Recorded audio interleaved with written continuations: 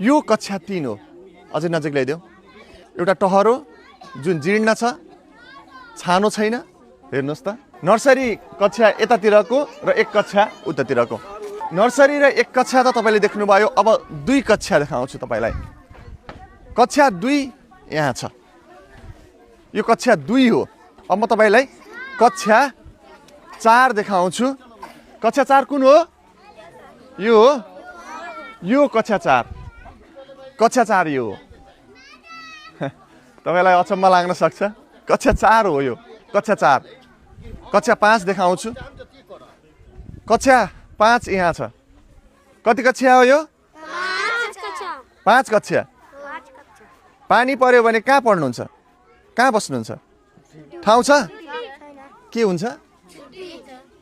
पानी पर्यो भने छुट्टी हुन्छ। बिहान कति चिसो हुन्छ? बिहान धेरै चिसो हुन्छ। बस्नलाई न डेस्क छ न बेन्च छ। बरु किताब नल्यायो चल्छ। बस्नको लागि बोरा चाहिँ चाहिन्छ। बस्नु त पर्यो, चिसो हुन्छ नत्र। यही बोराको भरमा यी विद्यार्थीले पढिरहेका छन्।